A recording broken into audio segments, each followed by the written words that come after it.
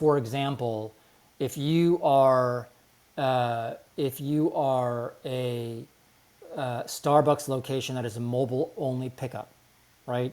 Your measures of success are probably very, very different than if you are a full experience Starbucks location, right?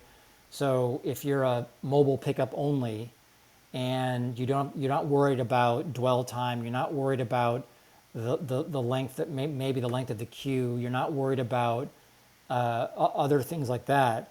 You're worried about throughput, perhaps, order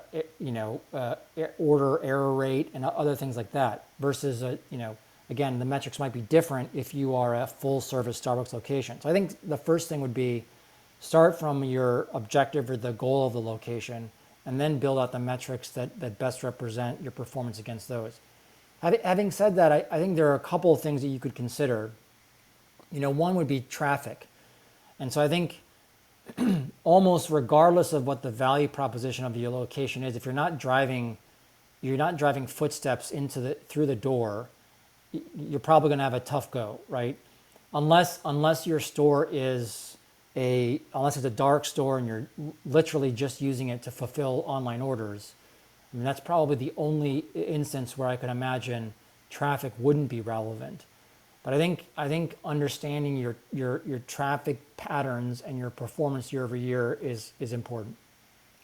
Secondly, I would say, are you driving some level of engagement in the store, right? So once she crosses your threshold, are you engaging her in some way? And that could be a sale on the location. It could be, she's picking up a digital sale, even if it didn't, start, even if the sale didn't start inside the physical location. Is it a return? Is it an exchange? Perhaps it's more driven by experiential commerce, classes, for example. I mean, maybe she's coming to the location, like maybe you're a Lululemon location and you've got classes in your store. You've got a yoga class.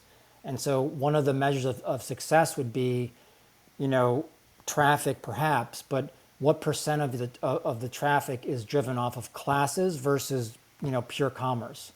And so I think it becomes a more nuanced conversation, but to your point on your question, which is it's broader than just productivity, because maybe if you're Lululemon, you would love a customer who comes in for a yoga class to buy something, but maybe that's not the only measure of success, right? It is to say, if Lululemon is concerned with community engagement, for example, and customer engagement, maybe they're okay if a customer comes into the store for a yoga class and doesn't buy anything because she's connecting with other customers in the store, she's building a bond with the yoga instructor who presumably works at the store.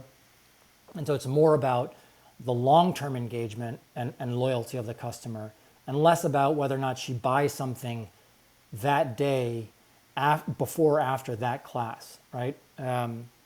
Is the store profitable? Obviously, that's going to continue to be important.